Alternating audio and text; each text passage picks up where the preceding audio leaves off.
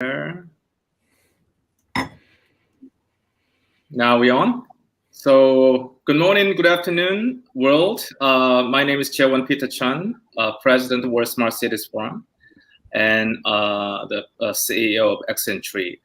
So this is actually one of the amazing events in conjunction with the Hong Kong government's Start Me Up Festival, and also the KPMG supported the Connected City Conference. Now it's actually taking place in Hong Kong, but we are actually working together with them. So this time, Accenture Open Tech Day is on with them. So again, we're really glad to see you all and around the world.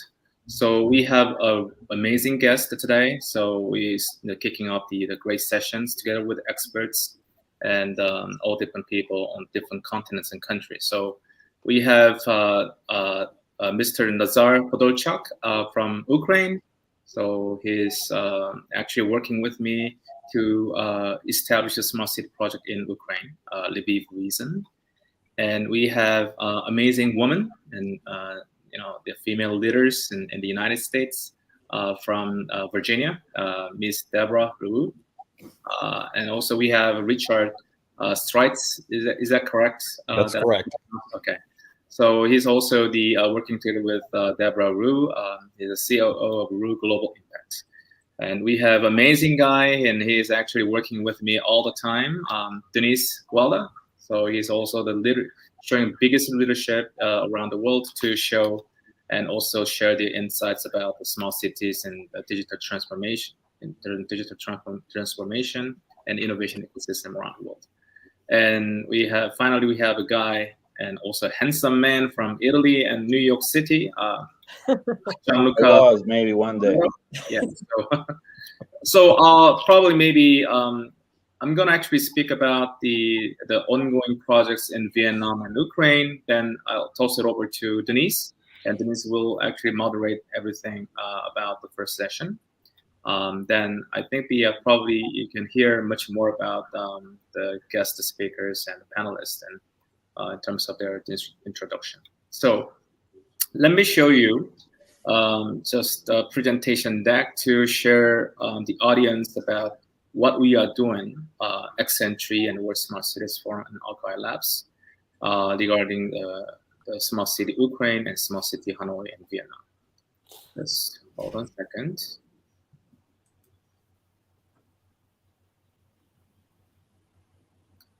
So if you can see it, please let me know. Can you see the presentation file? Okay, wonderful.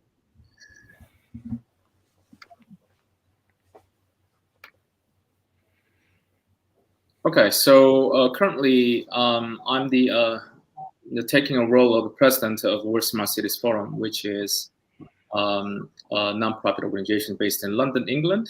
Alki Labs is investment arm to support the smart city projects around the world, based in New York City, and also we have the Accenture. It's a long-time tech accelerator based in London, at Level 39, which is Europe's largest open cluster, located in Canary Wharf in East London, and also is located in Urban Tech Hub in New York City, which is actually another hub for New York City's smart city initiatives for innovation ecosystem.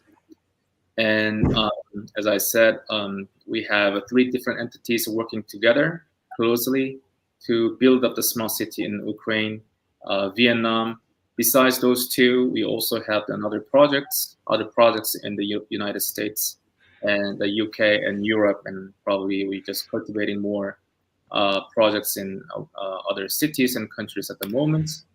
So what we do is very simple thing. We're delivering the leadership mostly to the municipalities and central government based on mandate agreements, master planning with the basic concept design and implementation of what's going to happen with the smart cities in the next 5 years.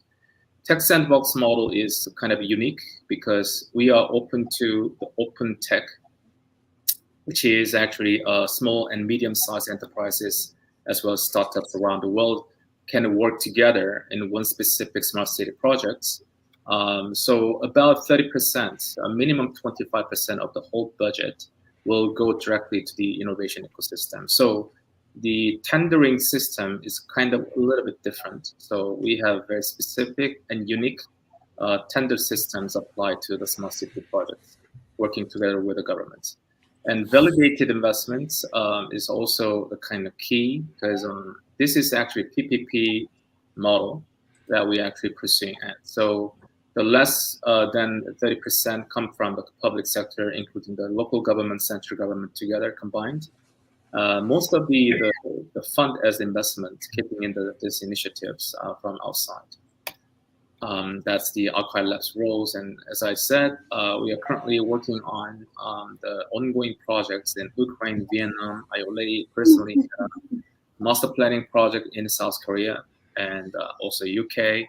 Now we're actually digging much more in the projects with the governor's office and the city mayor's office in East Coast of the United States. And this is actually my first personal involvement in East London, which is Cognitively Challenging Project. This is actually a non-governmental project. It is private, 100% private smart city initiatives, but we brought only the startups involvement in this one. So Cognicity is based on the city projects, with cognitive science. We are trying to design these initiatives as the intelligent city or AI city kind of version in East London, which is financial district in London. And based on these initiatives, there are so many unicorns popped up and through these initiatives, and also the Open Tech Cluster in level 39. And about 3 years ago, I was delivering the master plan as a national master planner for South Korean government. In the beginning of the project, it was actually $2 billion projects in two major cities in South Korea. I was fully in charge of the Busan, the largest harbor in South Korea and the top in Asia. I think Gianluca, can you just mute your mic, please? So it was actually Eco Delta City, which is Greenfield Initiatives. And Sejong was actually delivered by another master planner working with me. And so this is kind of aiming at bringing the innovation ecosystem into the city to test anything about digital transformation and new technologies based on the digital revolution. So it's still ongoing. I think that they are actually working on currently, probably you can see this kind of new city nearby the international port of Busan in next to 5 years. So we are working on one of the major smart city master planning work together with the local government, central government. So first of all is Hanoi. We are targeting about $1 to $2 billion US and about 5 years projects until the end of 2026. And the tech sandbox run by Accenture will be initiated. It's already initiated at the beginning of this year. We're targeting about 4 different cohorts in the next 5 years. And Maryland's smart city projects is in the US, is actually not mandated yet, but we are working closely together with the governments and the governor's office and to discuss more what's going to happen, because during pandemic, post-pandemic, smart city or the changing environment of the city in the future in every cities in the United States is kind of really crucial. I believe that the Biden administrations, they actually they secured a lot of budgets to support the cities to be changed in the United States. So we are actually anticipating about 7 cohorts in Maryland, or maybe adjacent to cities like Washington, D.C. we're targeting on. So it will be actually 8 years projects, we believe.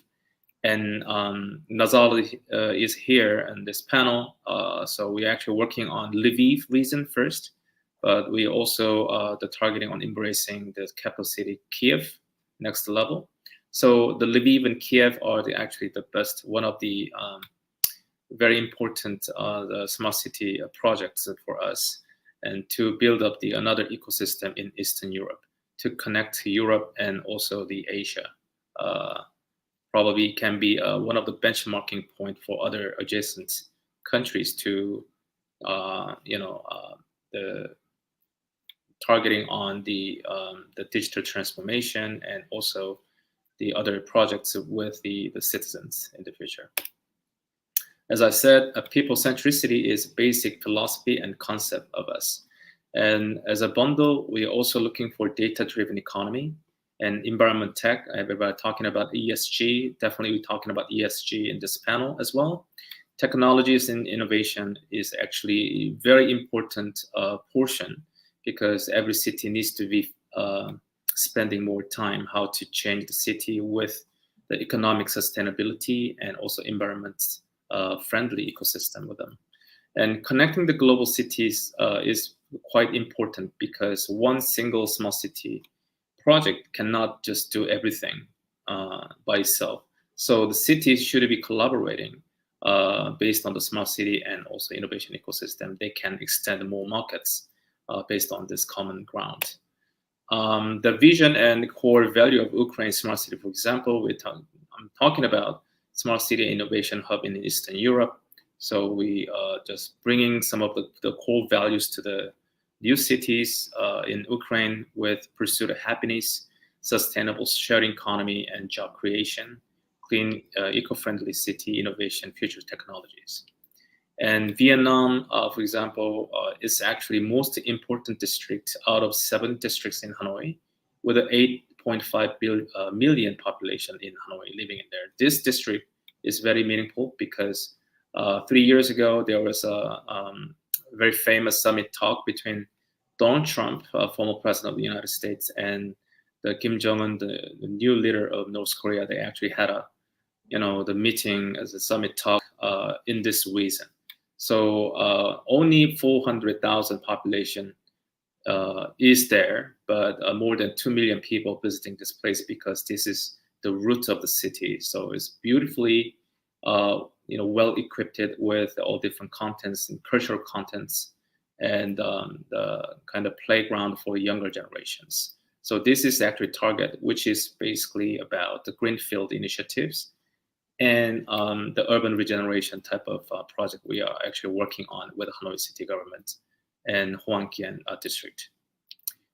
Both projects actually, we think about technology side and themes. So technologies, it can be changed anytime, but we are targeting to bring the concept of this technology sets, AI, of course, blockchain, cloud systems, and big data and data analytics. And probably altogether, we're also focusing on digital twin solutions into every city projects. And Hanoi Smart City and Kiev or Lviv might be different.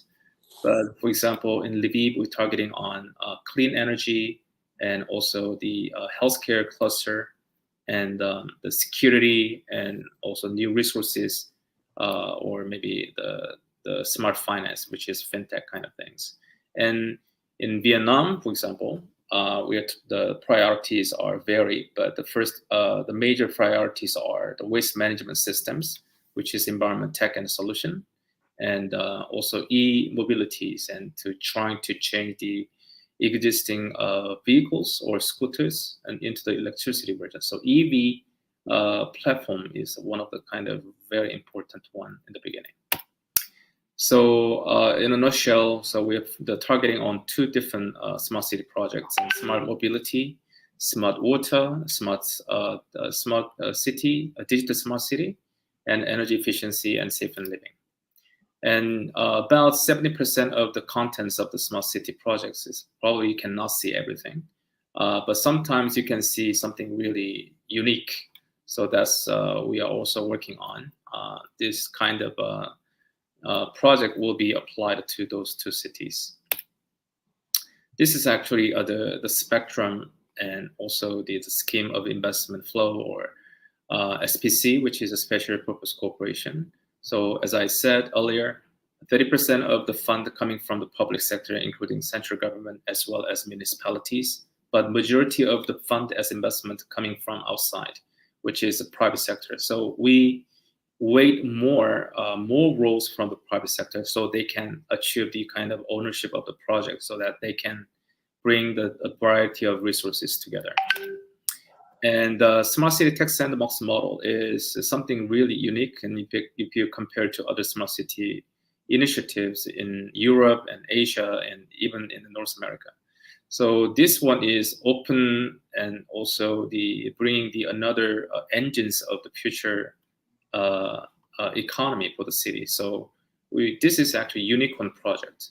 We will open to any type of the startups and the small and mid-sized enterprises around the world to be involved in this specific projects in Ukraine and Vietnam. So about 30% of the contestants will actually achieve the project. So they are actually just delivering their solutions and technologies and services as a successful bidder. And at the same time, they will have the opportunity to achieve the scale-up fund from the private group of the investment, or SPCs.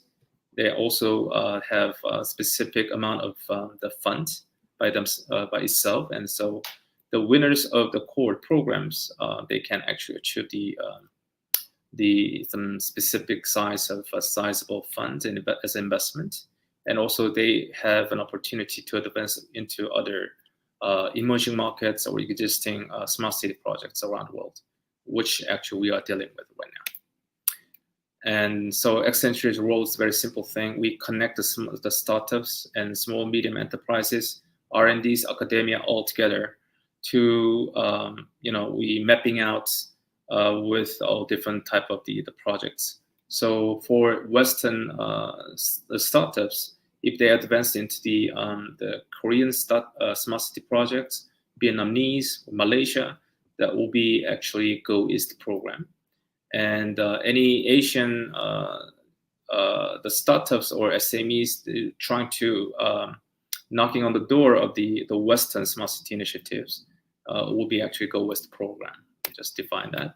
So every, including this one, Open Tech Day and Open Tech Class Week, and everything is undergoing, inside of Accenture.co platform. So we'll just upload and everything. Even the startups that become a membership, then they have an opportunity to advance or maybe challenging the smart city Lviv, smart city Hanoi in the near future. So this is actually the fourth Open Tech Day of Accenture. We started from January, and we now have lots of the organizations to support this program. I believe that a lot of people watching this one around the world. And especially this month, we are working together with Investment Hong Kong and KPMG. So we have a virtual booth and for Start Me Up Festival Hong Kong. So right after the two different sessions and today, then you will see about 12 startups pitching themselves. So I invited the 12 startups from 5 different countries, and you can actually enjoy their pitching. And this is the schedule for the next 12 months and also the next 5 years about the projects in Ukraine and Vietnam. So I'm gonna actually go quickly with this one. So the basic concept of those two are very simple things. Smart city strategy, first of all, is innovative ecosystems. It will be applied to those 2 cities. And also digital transformation is the key, is very important. And smart design is another angle you have to think about, it very important, because some of the project is kind of missing about how the importance of design, urban design. So we'll actually bring this concept into those 2 city initiatives. And R&D, also you have to think about commercializations. So most of the smart city projects, they actually finished it at the level of R&D, but R&D becomes, they have to be involved with commercializations. The smart city can help them.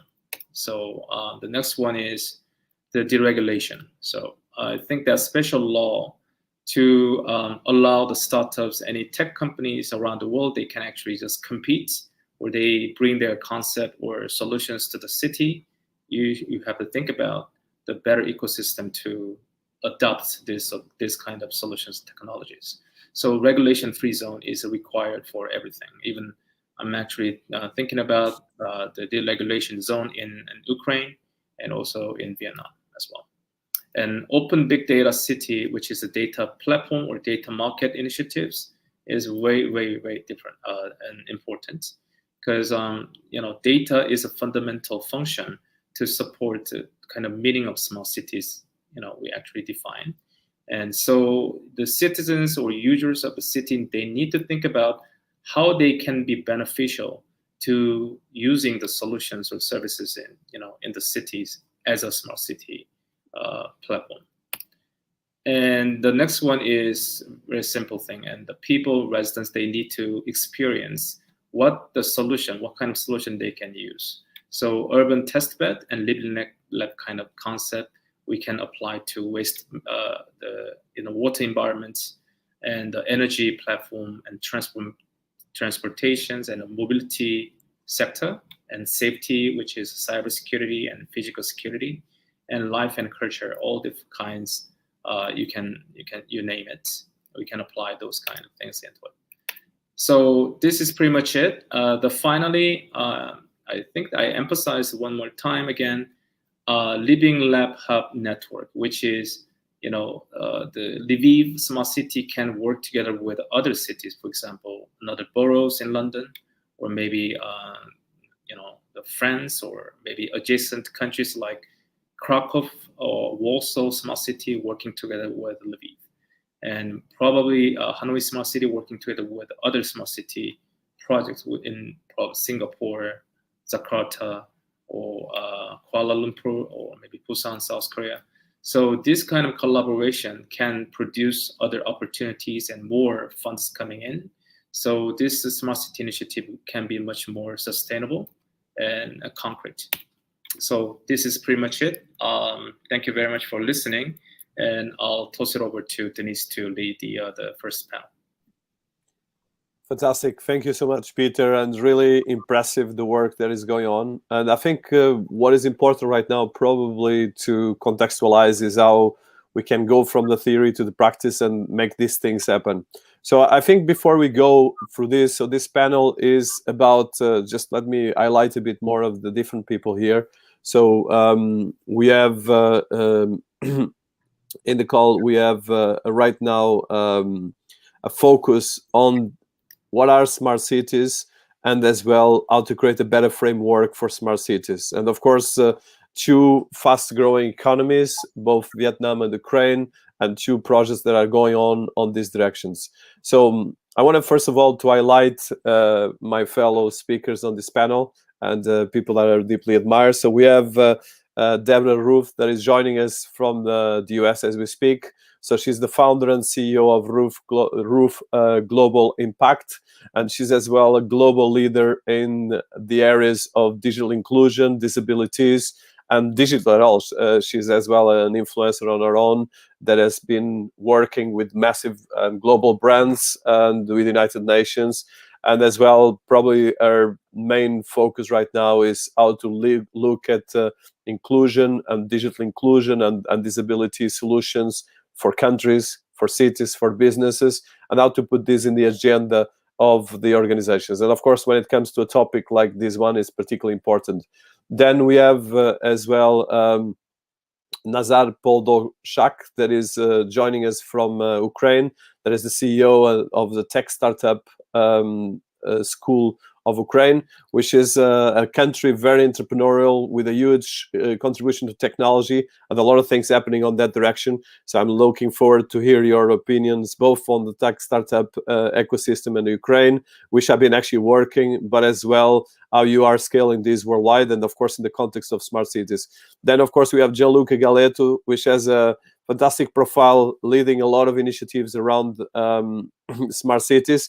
And I will ask everyone, of course, to give a bit more of introduction, but as well been looking in solutions around New York, Italy, and other places, how to look at from the theory to the practice, because of course the concept of smart city is a very complex and broader subject that can actually go in a lot of different directions depending on where you're touching. But in the end of the day, I prefer to call smarter cities than smart cities, because smart cities goes purely for the technology. And Gianluca is definitely one of a fantastic background on this, and I'm looking forward as well to coordinate on this. And then last but not least, Richard Streets, as well. Good morning for you, joining us very early from the US. So he's the COO of Roof Global, and he's a former Disney executive that has a big experience in looking at as well, actually, for instance, the Florida park of Disney. Actually, I never thought about this until you told me that is a smart city as well. Every Disney park is a smart city on its own. So it's a great, interesting ecosystem that is interesting here. So before we go to the panel, I want to touch a couple of things that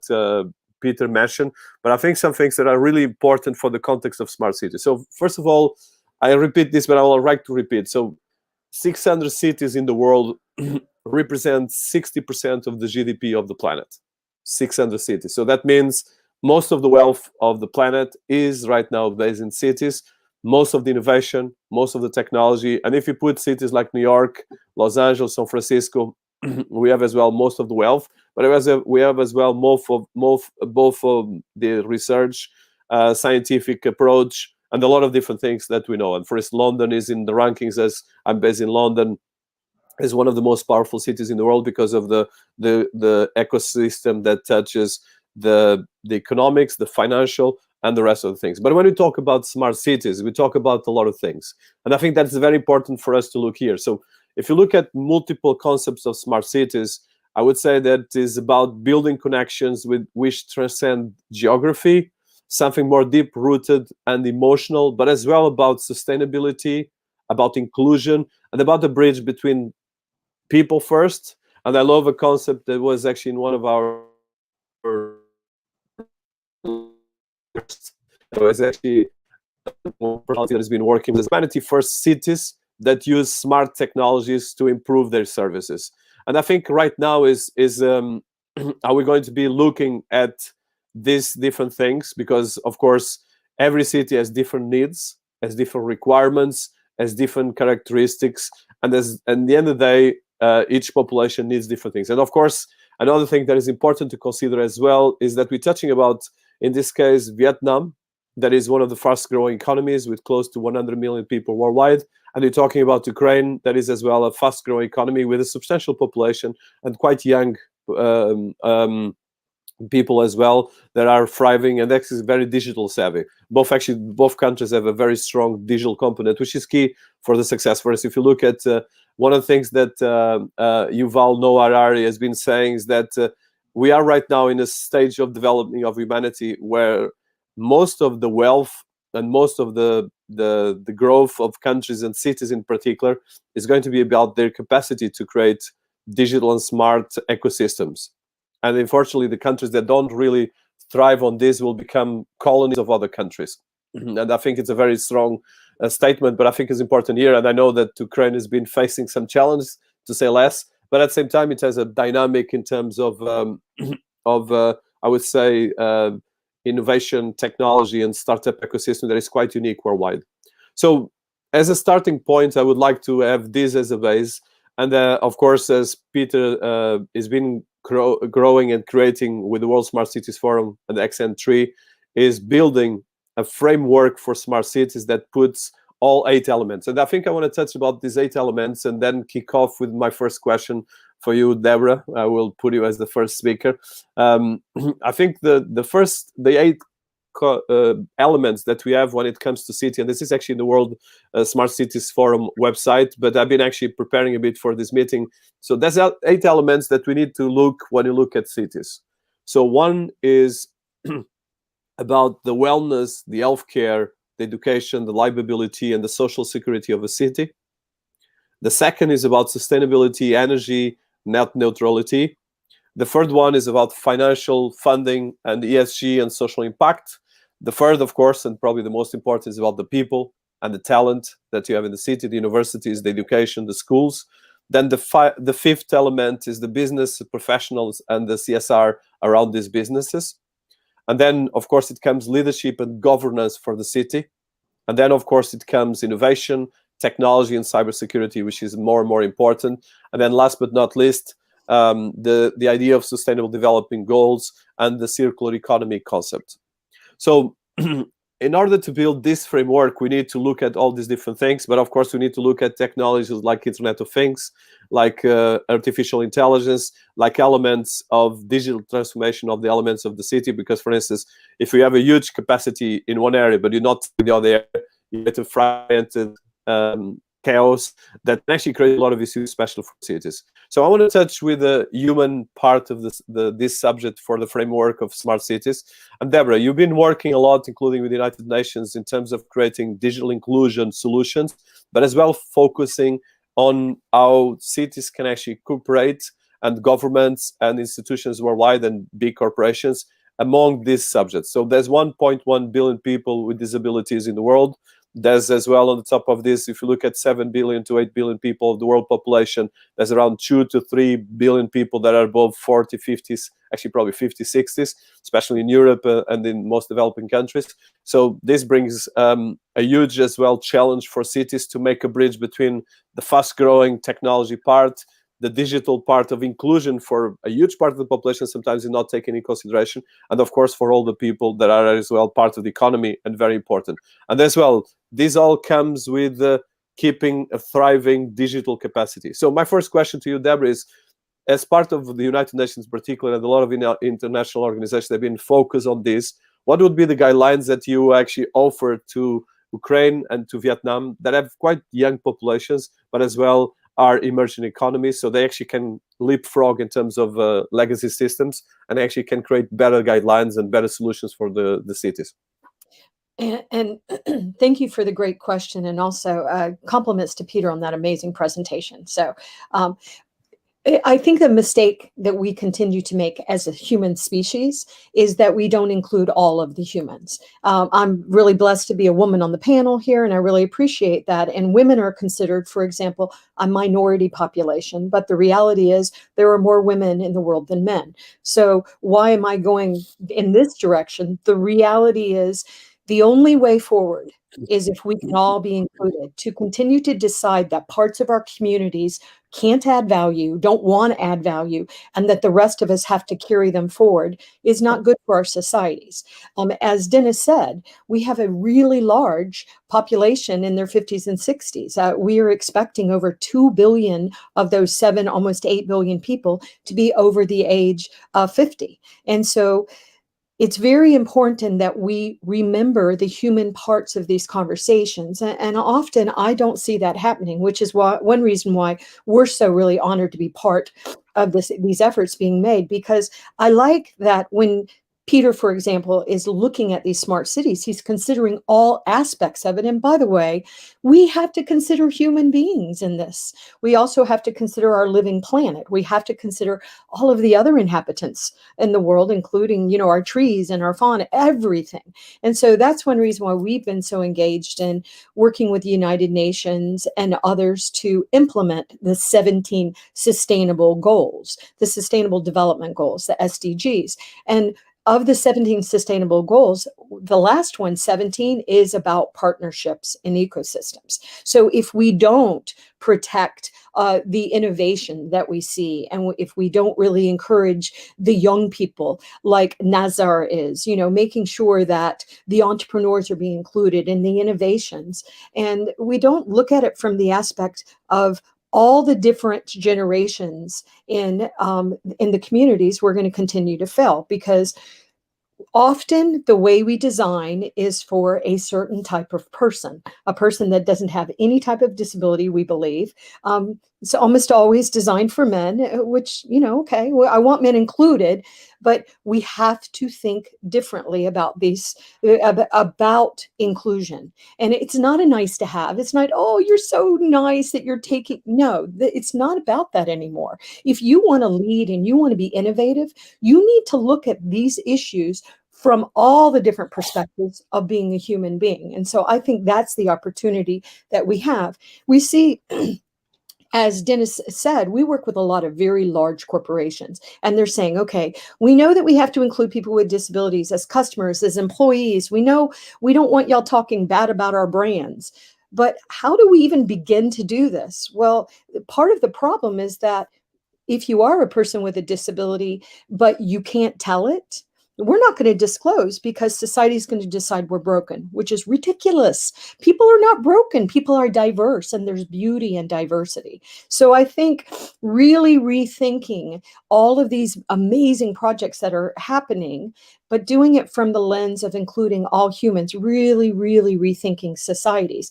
And I'll tell you, the young people, they don't see they don't see people with disabilities as being broken, or if somebody has a darker color skin than me, that they don't matter, or if you love all the ridiculousness that we do as human beings to each other. So let's use technology to really enhance society. And society is a very, very diverse thing. It includes women.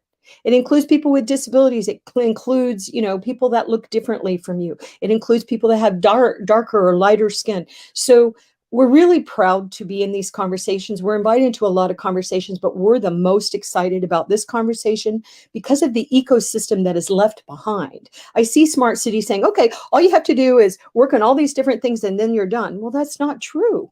It is an ongoing ecosystem, which is why I really like what you're saying, Peter, about bringing in all the entrepreneurs. And that's what you've been doing, Dinis. So I think that is the way forward, making sure that we are looking at this from the lens of supporting all human beings. Thank you, Dinis. No, I think it's really important, and I think this I would say, human-centric perspective is really important, because the point is that even if you are the most arrogant of the governor or whatever the stuff, this will backfire anyway. And I think we see that over and over again, although we have a lot of challenges with the geopolitics, with different cultural things, and even the way you look at these things. Because, for instance, if you do a smart city in one country or in another country, you have different requirements. But in the end of the day, a smart city framework is not about the technology. It's about how you put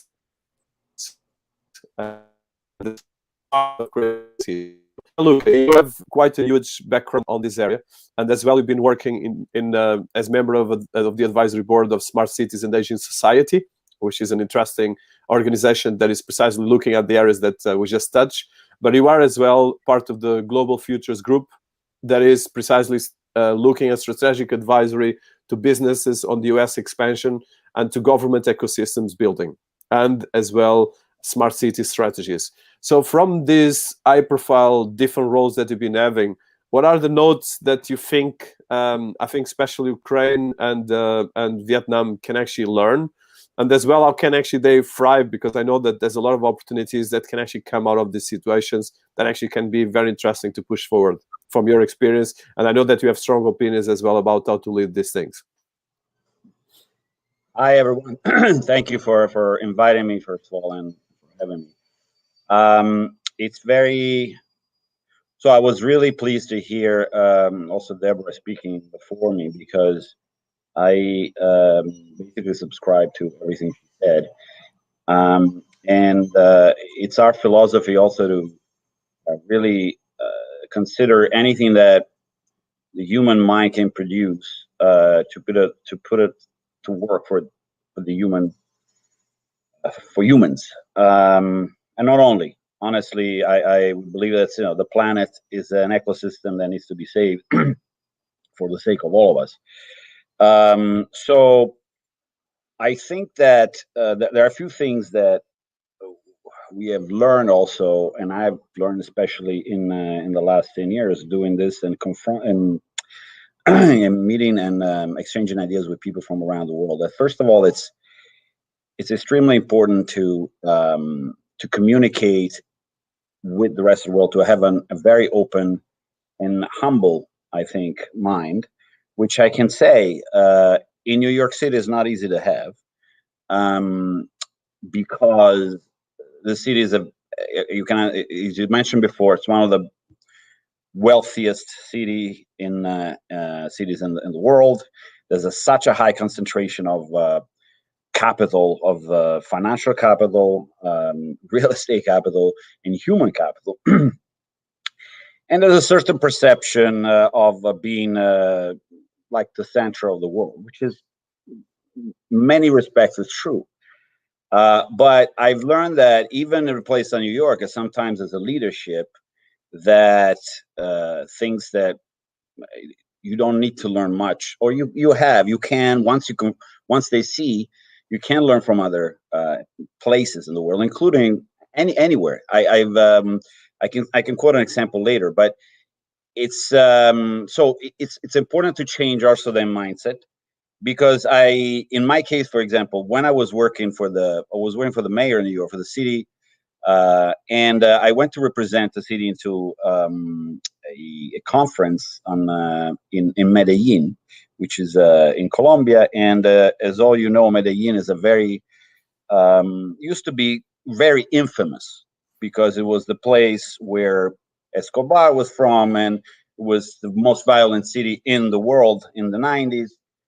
I was almost shocked, and I keep saying this. It's years, and I keep using this because I saw something very different than what I was expecting, and I learned things from them.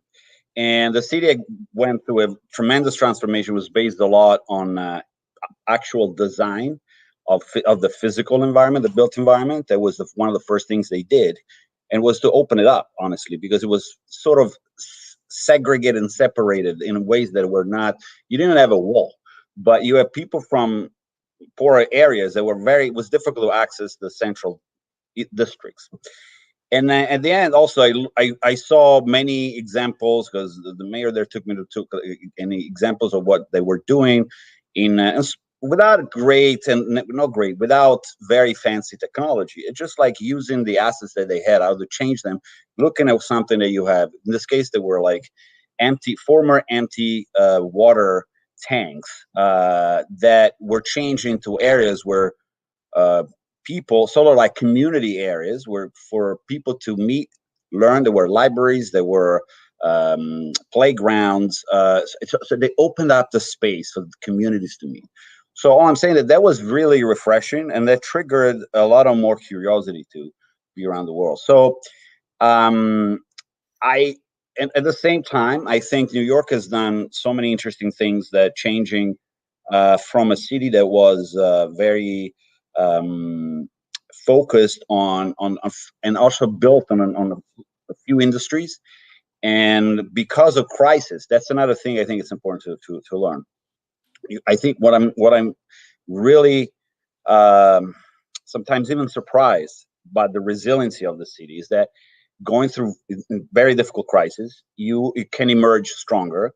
And so it's crisis like what we're living right now, like COVID-19, can bring you to the next step. So, for example, we had here 9/11, the city was able to rebuild, but also the financial crisis. And before that, people don't know this much around the world, but we had a hurricane called Sandy that devastated big parts of the cities, killed people, and created a huge damage in terms of billions and billions of dollars. So that triggered something that said, okay, we need to become really more resilient. And so a lot of initiatives were done to, first of all, a strategic plan for the city, but also change the built environment to protect it from rising levels of seas, and a lot of other sustainability initiatives that at the same time created economic development. So can I show you something? Because I had it last time and I wasn't able to do it because I don't know, I had some issues with the computer last time, which okay, just let me go. I'm going to share my screen if you don't mind. Can I? Can you hear me? Go ahead. So share screen. All right. Let's see. Entire screen. Do you see my screen? No, not yeah. Now yes. Okay. So yeah, no, not shared. Go to the present. Click on the present. Oh, I click on the wrong thing. Yeah, that right, just quickly, I just had a couple of things. Well, you mentioned who we are, etc., but just quickly. So this is something we all represent. What does mean smart cities? We want to try to change the narrative I was telling before in the backstage. It's really not about just the technology, as you said, but it's any innovation that can create also inclusion. And so we think about a lot about affordable housing, housing is extremely important part of a city that prospers, and we having a crisis in many places, like you mentioned, San Francisco and New York. New York has 60,000 homeless people. More than 1/3 of these people have a job. Okay, so imagine that you don't have a house. It's the first thing that you need to have: a roof on your head and then food. Otherwise, it's everything else. You can have the best, I don't know, algorithm, and it's not going to solve that problem. So I just want to go quickly to quality of life. I mean, I show this because a lot of investments after Sandy, I was mentioning, they were done to create better quality of life. This is a bridge. These were abandoned piers. It's more than a mile long and half a mile wide along the river in Brooklyn. It were like people. I mean, I can tell you that sometimes mafia would like kill people in these areas in the 80s. So it's totally different. You can see now. So I totally believe that housing and diversity and the environment are really critical parts that sometimes we forget to mention. And then another thing that we noticed that it's really may change is that with COVID-19, we got a lot of we moved to a more digital world, right? So, but this digital world is like, it's impossible to function when you have a ton of people, like hundreds of thousands of people who don't have broadband. So what the city is doing now, I applaud them, the chief technology officer, the mayor's office of chief technology officer, is trying to create like they've created a master plan to bring connectivity to 600,000 New Yorkers who don't have broadband. It's a lot of people. It's a city, even though we're 9 million. So that's something that really needs to be done everywhere if we want to reduce the digital divide. Definitely, this is something else that the city is trying to really invest in making New York also New York a place where you can test ideas, but always with inclusion in mind. And one thing that's why what triggered my presentation was this. So this is something that I suggest to people to try to have people in the government in cities, which is after Sandy, they decided to have this plan, which we'll call Plan NYC. It's just like a 10-year plan, which includes different pillars and economic resiliency, environmental resiliency, and social resiliency. This is like updated every year, but it creates a catalyst for all the administration, all the departments of the administration and the private sector to come together and look at what needs to be every 4 years. It gets adapted. What needs to be done in the next 10 years to make the city resilient. And finally, I just want to finish. That's what the other trigger, the perception and reality, right? One of the things that we worked with, and I think the government and every ecosystem should do, is that New York, I said, was like perceived also, and it's still now, not so much as a tech city, but it went through a transformation because it wanted to diversify the economy. And we're now the second hub in the world after Silicon Valley. We make like 16 actually $billion in venture capital investments. But people still think it's like mostly finance, fashion, and media. Why am I saying this? Because that helps, let's say, Ukraine. Like, Ukraine is a great place. I've been there, and I've been also very impressed by the quality of the human capital. But honestly, the perception in Ukraine is not as high, at least for that, yes, but in general, as other places. So a lot of work can be done to attract attention, and which attracts investments and attracts companies. So this is something I wanted to put, like, New York was considered, this was representing what New York was like perceived before, like Wall Street, Manhattan. This is Woody Allen and Sex and the City. I think Sex and the City did a lot for New York to become in the 2000 a big tourist destination. But it's all like, changing, and then you need to move from this part. Anyway, so I just want to finish that. It's very important. Yes, entrepreneurship, talent, the talent pipeline, but you have to be able to live, work, and play. You have to have a good place for people to live, and without that, there's no need to actually. All the technology becomes completely irrelevant. Yeah, I think you touched the most important thing, and I think the perception is very important. I think is really, I would say that, for instance, if you look at Dubai, that is a city in the desert, and that made a massive marketing push and became one of the top destinations in the world. And this was only in the last 10 years, okay? So it's very important that perception changed very fast, okay? For instance, if you look at history, and you talk about that, Gianluca, so if you just go back 20 years or 30, New York was a very hardcore city. And I'm actually particularly puzzled. I'm very sensitive to the homeless, and I've been actually helping some homeless organizations. What you just said, that the percentage of people in New York that are homeless, but actually they have a work. That's quite shocking. And I think that's an important thing as well. So building these cities really implies a huge amount of work. So Nazar, as someone that is in Ukraine, and as well you're leading the tech startup Ukraine, and you have a quite substantial background on both the technology and as well the startup ecosystem. So what do you think is the most important thing when it comes to Ukraine, and when it comes to the way Ukraine can thrive internationally? Because you have, like Gianluca touched, you have the experience of having some of the top Fortune 500 companies developing in Ukraine, because they are actually almost all of them developing there. You have as well a thriving economy, and as well a very young population that travels a lot and is very good in English and very interested, and is a very beautiful country.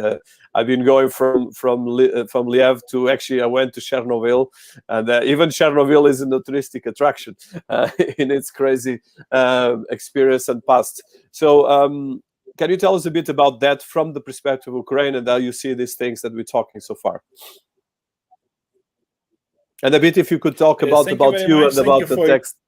Yeah, if you touch as well about what is the tech startup school for people that don't know, and the work you've been doing. Sorry, so I like that. Okay, I start from the tech startup school. First of all, thank you for invitation. It's a big honor for us to take part in this seminar, and I think it will be very useful for us, because very important to understand the ways and tools that you are using and your experience, and maybe we will continue our cooperation. First of all, we are a country not only young, not very technological, but also very now. Why? Because of the two factors. First of all, it's a war. We have the real war with the Russian Federation. What does it mean, Russian Federation? If you see in the Google, in internet, you can find the Russian Federation have the second army in the world. Now you should understand what's the enemy we have in our country. Secondly, factor is the factor of the transformation and factor of the crisis. Right now we have the crisis, and this is the two factors that force of moving very fast. And for example, we have the real very good results right now because of the two factors. For example, we have the very progressive Ministry of Digital Transformation. For example, I can ask you, anyone of you have the electronic IDs that can use in any situation? I sure know, but I have. For example, you see in my mobile phone, I have my ID and all my docs, my official docs, and I can use in hotel, in airplane, anywhere when I want. Exactly, we are the first country in the world who exactly can use such services for free, not for payments. I can use it. Secondly, in my mobile phone, I have the fintech companies, for example, traditional banking services that have many of the advantages, because I will show I will show with services. For example, the founder of the Metro Bank in London, and he was really surprised of this, because we have many of the advantages in the technologies, and we use this. We not only on the paper, not only for government using, for business using. I'm like a citizen of Ukraine. I'm using all this services. Also, if I money, I can use another my application, and in 2 hours I can launch my own companies, and it's not very difficult. Also, for example, we have the Minister of Digital Transformation has set 4 main goals. For example, transfer 100 of all public services for citizens and businesses online in 3 years, in next 3 years. Also provide 85% of transport infrastructure, settlements, and their social facilities with access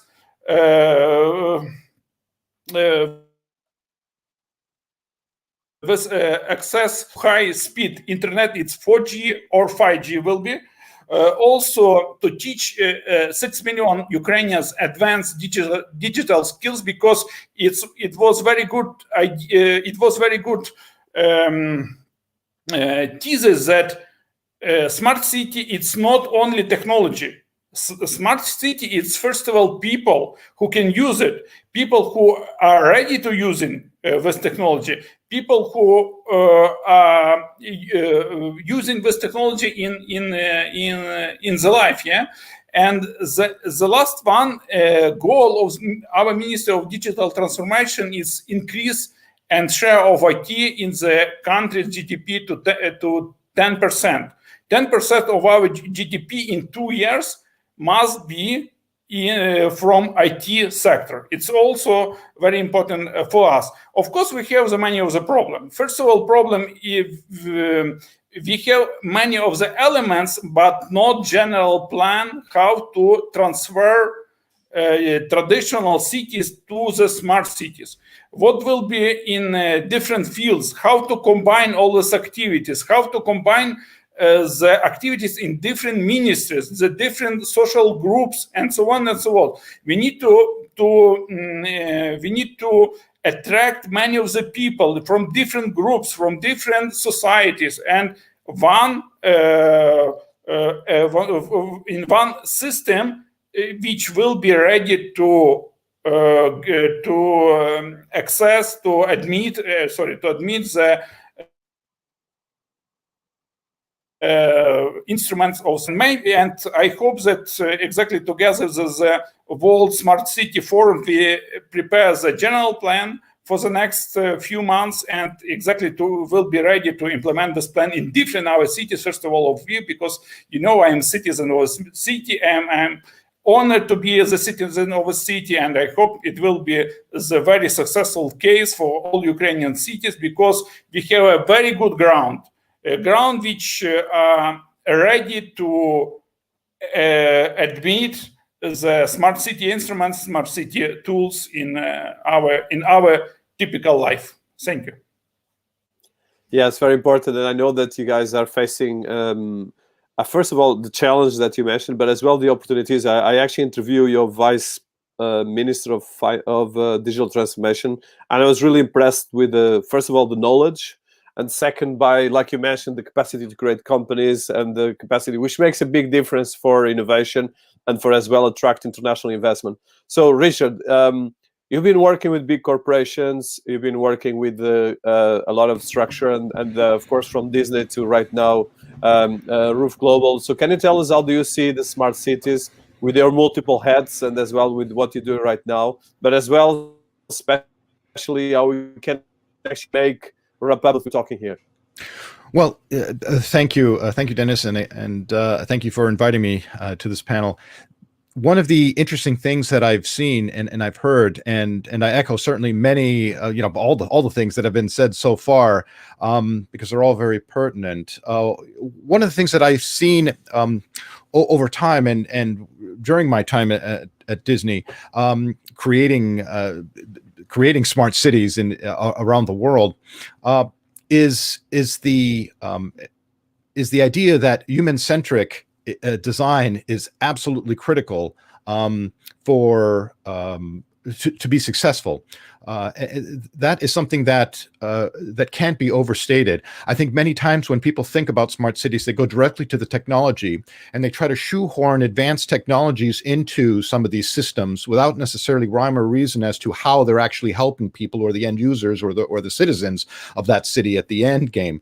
So we have to be careful. I think when we're talking about smart cities and in the early stages of that, especially dealing with like governmental policies and creating the tenders and everything, that we don't get caught in the trap of pushing only just high tech and providing all the power with the tech companies to as part of the development driving force.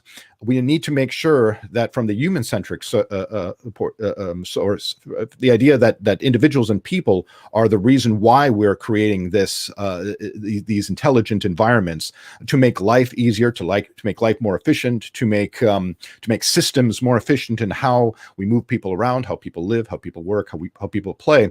This needs to be the driving force. And again, I'm just echoing what everyone has said already here on this panel, but that's something that I've seen in actual practice. The idea of sustainability happens when you have people who can actively engage in their environments in meaningful ways. And that continued engagement is what ultimately helps drive that innovation.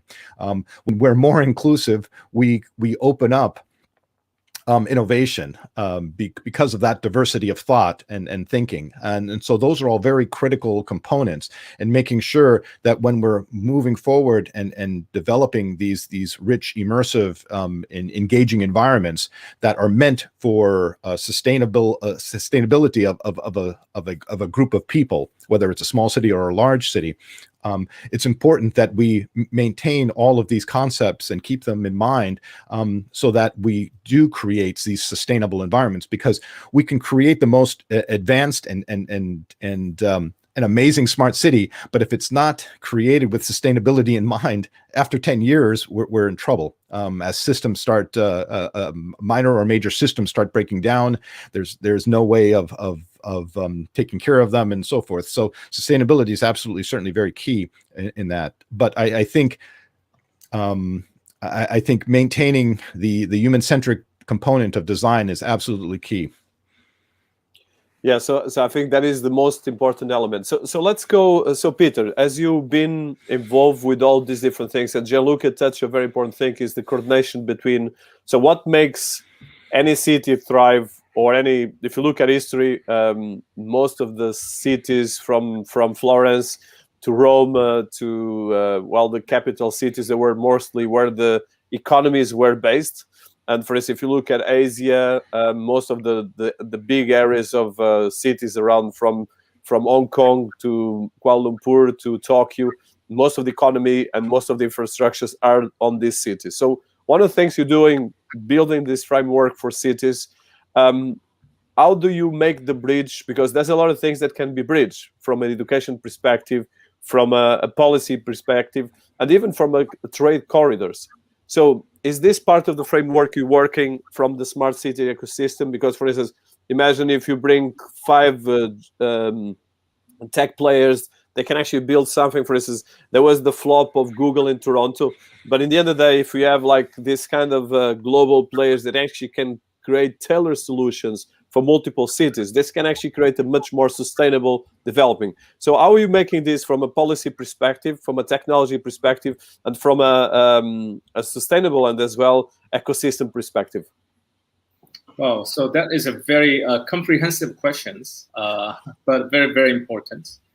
I think that you have to understand the kind of current the smart city initiatives and projects, because sometimes it's really weird that a lot of leadership and the leaders around the world, the new mayor, new governor, new president, new prime minister, they're all talking about, creating a new job and, digital transformation and smart city initiatives like that. You never imagine how many smart city projects actually already announced by the government. It's probably maybe more than maybe 1,000. So even in South Korea alone, they have maybe about 60 smart city plan of like all municipalities actually planning it right now, because there's a kind of one thing that you need to also think about. How many people never ever imagine the number of the cities around the world? Why we just need a smart city, right? Because we have to actually just deal with the kind of the resources of the planet in some way smarter, right? Because as I see it, when I was young, because I'm pretty much old right now, but when I was young, I actually learned a lot from the textbook from high school and middle school and elementary school. That when I learned about the world populations, only 4 billion people. Only 4 billion people when I learned from my elementary school, which was actually about 4 years ago. Now the new generations, they actually learning about new population is about 8.5 billion people living in here. But also the ozones and Chernobyl. Somebody mentioned that Chernobyl, and that was actually happened in the 1980s. Before the Soviet Union collapsed.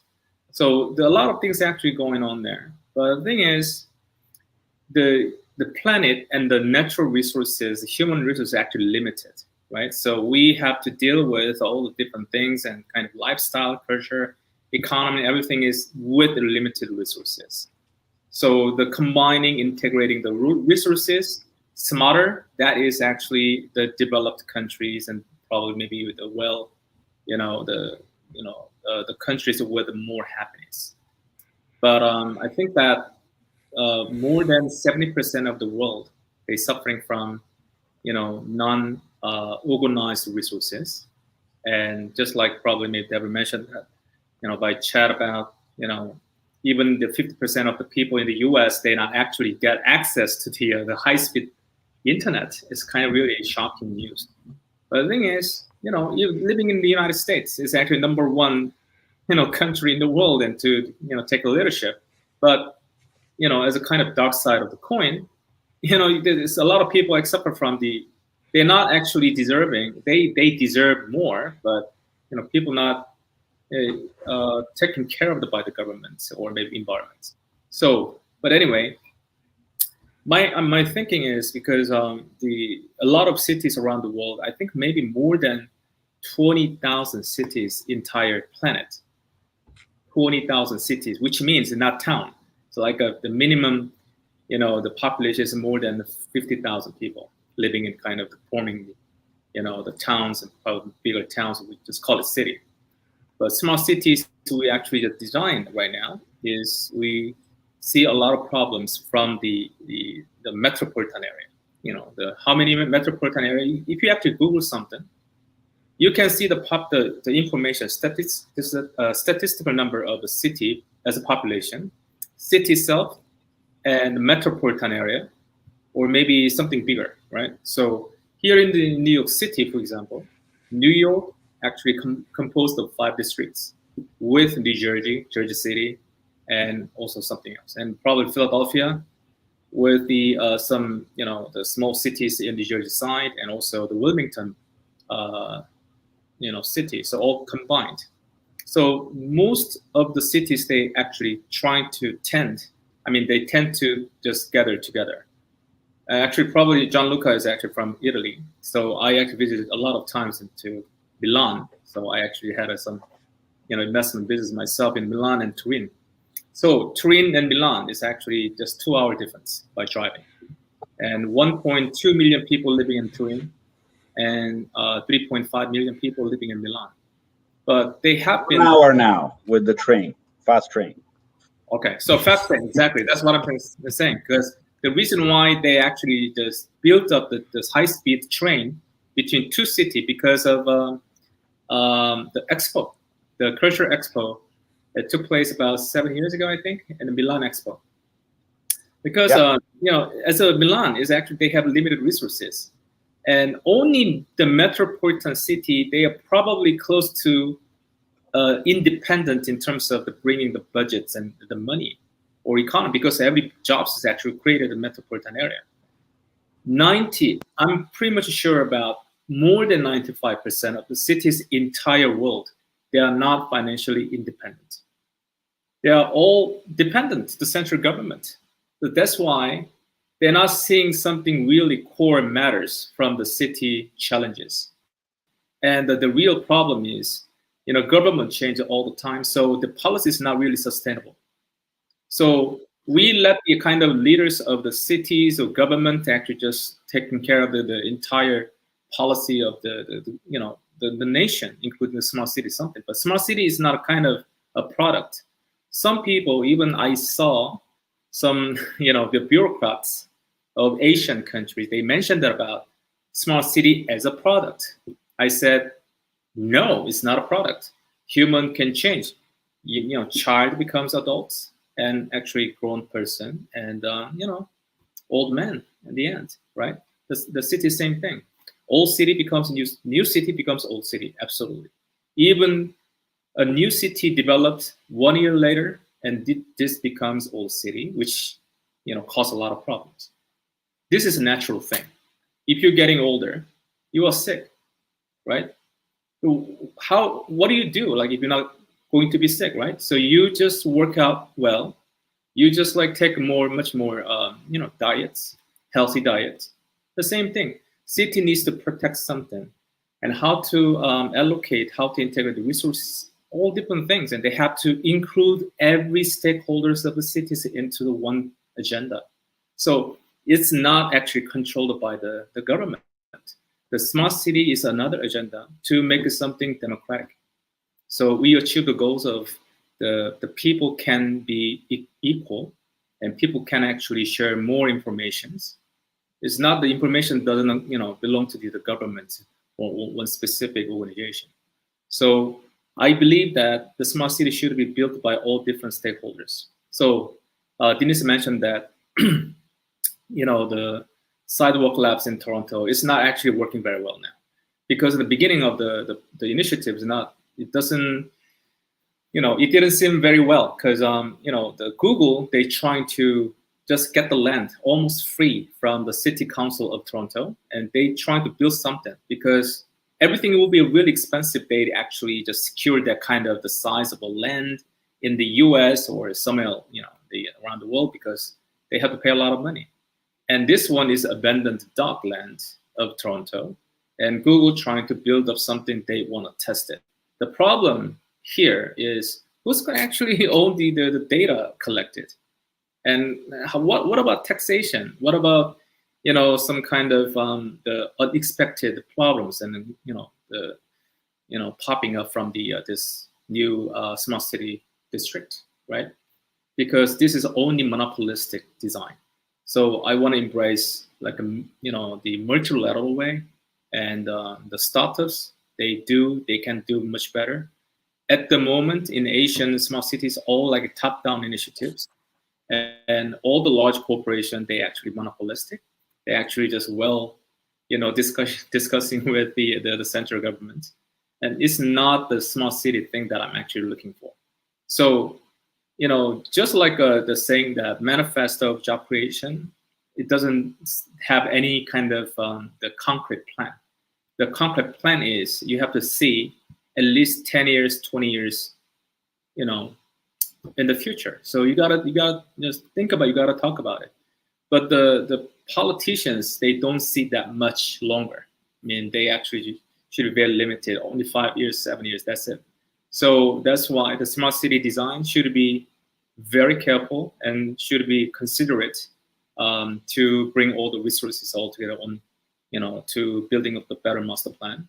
And that is something that I'm trying to build a kind of corridor to connect the city, to share their ideas and blueprints with other cities. And, as I said, I was invited to many countries, right? So I actually visited Shenzhen, Shanghai, like a kind of the China smart city, 300 smart city platform initiatives by the central government of China, and also 100 smart city initiative from India. So I actually visited many, many times. But this is actually, to me, is the new development city, construction sites. To me, is only construction site, which means another old city will be popped up in the next 5-10 years, right? So the thing is, some cities, they need to deal with kind of the current problems, focusing on the greenfield, like urban regeneration.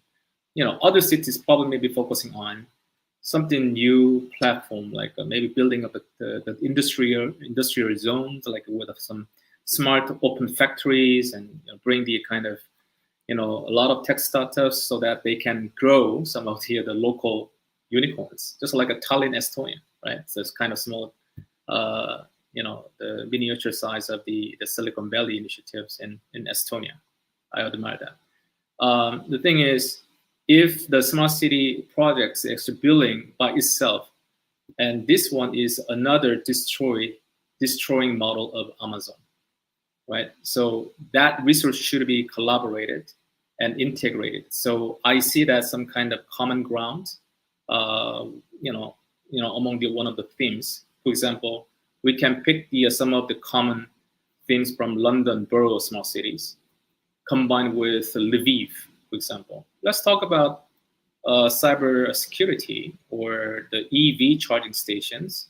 We can bring the concept from the London and Lviv combining together as a bilateral projects, or maybe multilateral, like probably maybe Wilmington projects, or maybe Virginia, for example. They're combining like kind of 3-way, 4 ways. And then the companies with ideas and solutions, they can be involved in this one. So the market is getting grower. It's actually it's very decent markets, and we can believe that. Then we can integrate all the resources. They can actually showing the showcase it to the world and try to attract more attention from investors and also the lawmakers or the policymakers. That's it.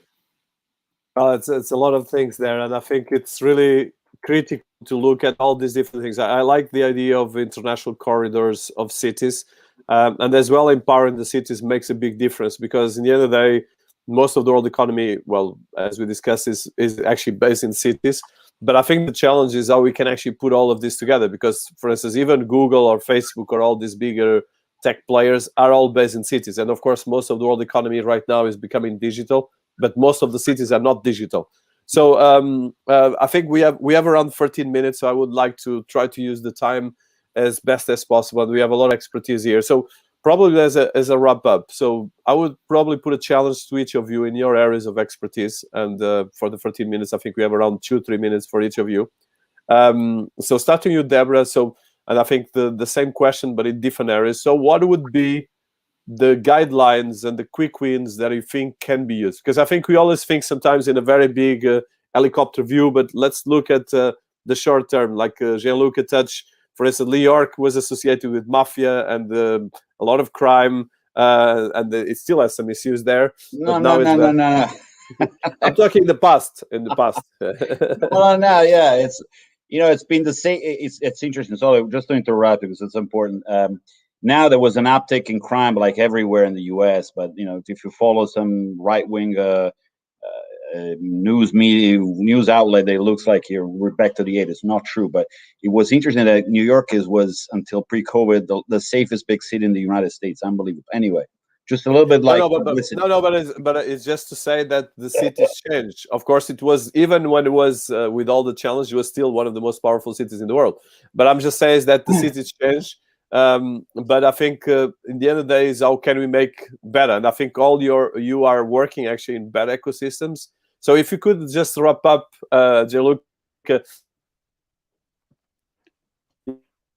for you, but I thought like around 2 minutes, or would be like the quick wins that you could suggest for cities in Ukraine, because that's what we have here, and as well in Vietnam, because I think that's very important for me is what quick wins you can do. Of course, the big picture, that's what Peter is doing in terms of framework. Sorry. But the quick wins that you could have. Can you, I missed something that you broke out. Your audio was away. Yeah, I understood the last part, but you said, what do you want me to do? It's just wrap up? No, it's just, so I because we have 10 minutes, is wrap up in 2 minutes, all of you. Right. about some of these ideas, but in your areas of expertise, like short wins, because of course Ukraine is starting quick this. wins, but it could happen. for, so for Ukraine, given that I think Ukraine, quick win would be, I think that one could be to start some sort of a campaign to talk to the world and talk about how they have a lot of talents that could be leveraged.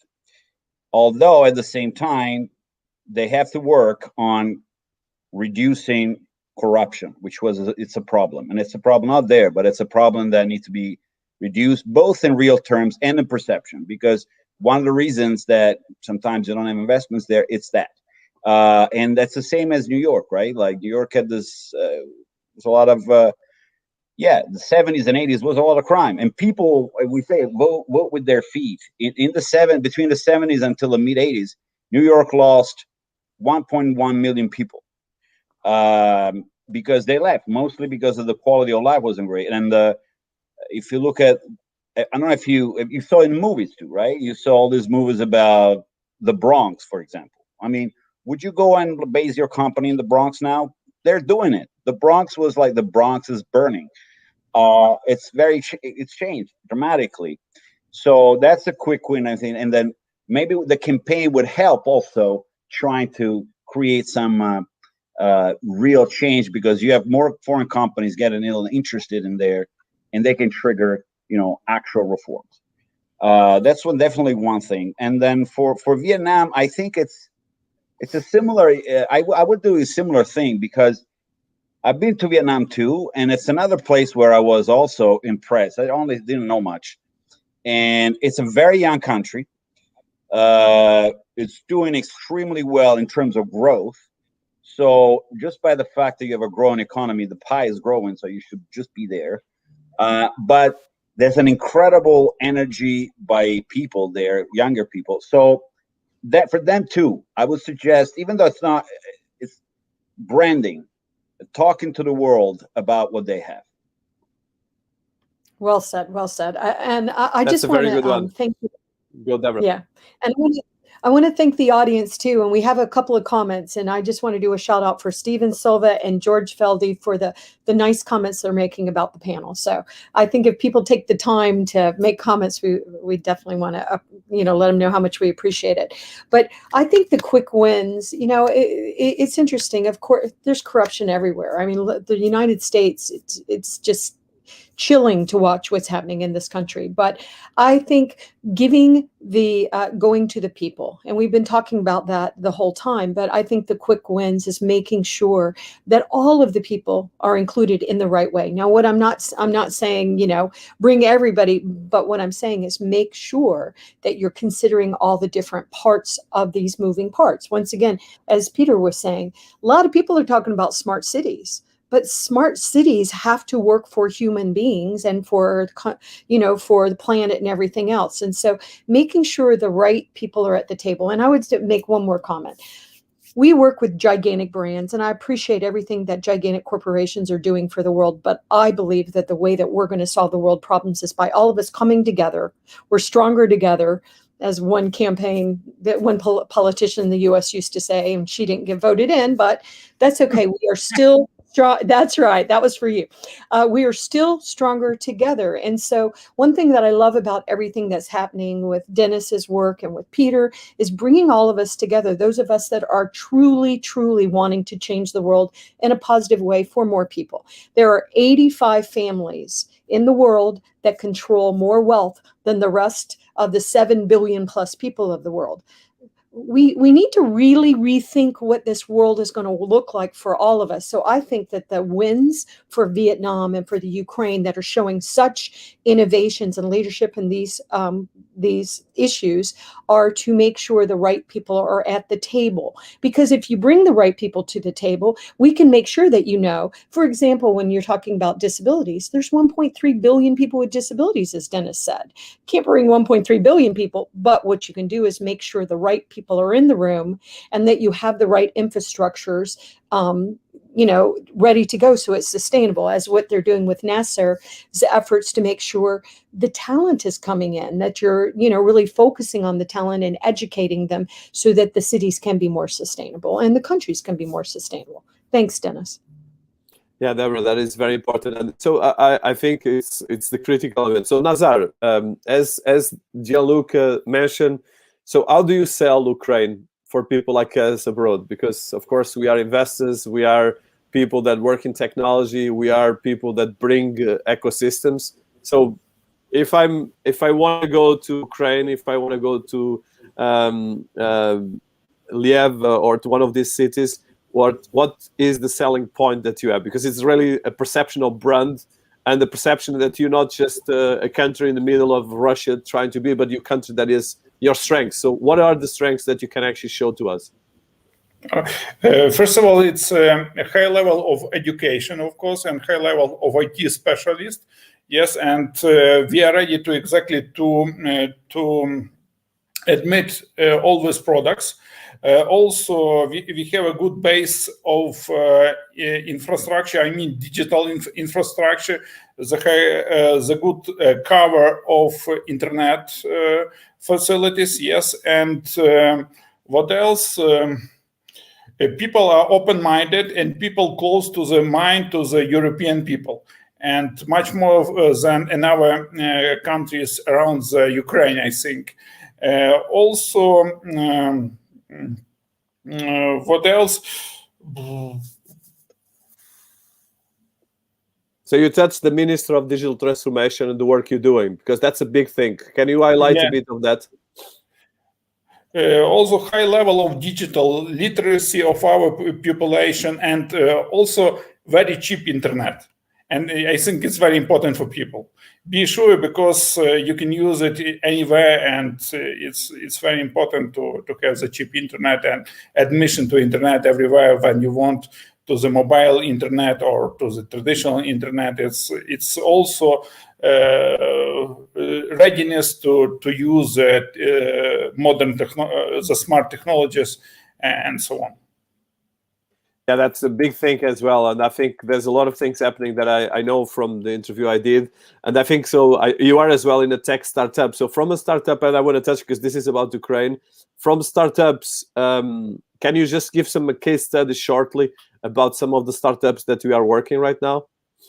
It's in many fields. For example, right now we have the Hawaiian startups who exactly are working in the American markets, and exactly they transfer the data from the different clinics, and to collect all this data and use this data for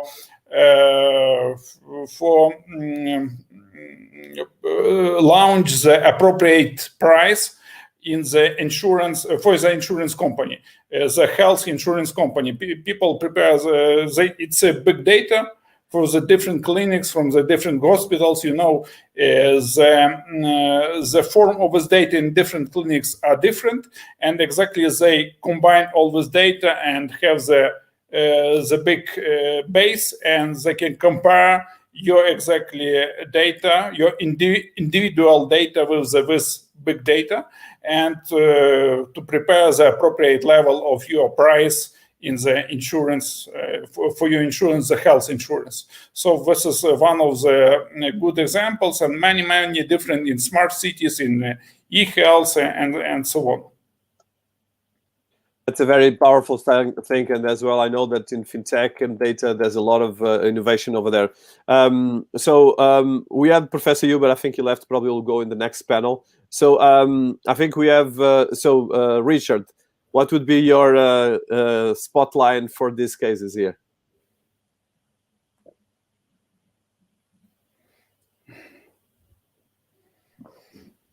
I think you're sound. I think you're probably on mute. Yep, there we go. I'll be brief. Some of the things that were already mentioned, I think image, a campaign regarding image, I think is so critically important for both not only just Ukraine but for Vietnam. I think from a global standpoint, there's a lot of unknown and not necessarily a positive light in regard to thinking about Ukraine and Vietnam from just historical. That's just baggage from old historical. So I think that's absolutely spot on and critical as to something that needs to happen. The other thing also is infrastructure. I think focusing on infrastructure first and then working up, because if your infrastructure isn't set up and you have a good distribution of your available resources and an efficient use of your available resources, that is absolutely the foundation. Anything built on top of that, if you don't have that set up and a stable and built as sustainable, you're going to not have a strong ecosystem built on top of it. And the last thing is making sure that you have, as part of that distribution of resources from urban environments to the suburban environments. I think sometimes we need to make sure that we're not just concentrating on purely just the urban, even though that's got to be the focal starting point, but we've got to think beyond that. Again, it's I think, Peter, you mentioned that it's important for the developers of these environments to think not only just 3 or 4 years, but 15, 25, 40 years down the line, and how important that is, because you've got to include the suburban environments as well, because that's where a lot of the people are going to be living as well as in the urban environments. So those are my highlights for both Ukraine and Vietnam. And there are very good ones. And I think it's really very important. I think, Peter, probably an idea that you can put as well on this consortium to bring as well the digital, and of course, citiesabc can help on that. But I think it's really important because the branding and the strategy is really important on these areas, because the perception is everything, especially for investors and international talent. And as well national, because if you have a better positive image of yourself, you can go in a different direction. So I want to thank everyone. I don't know, Peter, if you want to give a final talk. It's been fantastic. I know all of you, and Nazar, I met you now, so congratulations for your work over there, and good luck for the startup efforts over there. And thank you, Debra. Thank you, Gianluca, and thank you, Richard, for the fantastic inputs and insights, but as well very constructive. I think we need to go theoretical, frameworking, and practical as well. Thank you very much. Thank you all, guys. Thank you very much, Denise, and to the sessions are brilliant. I really love.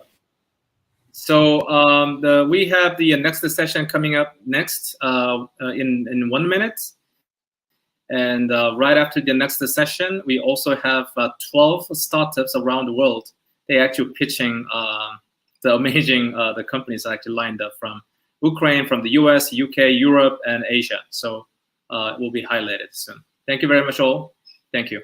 Thank you all. Thank you. Thank you, everyone. Thank you. See you.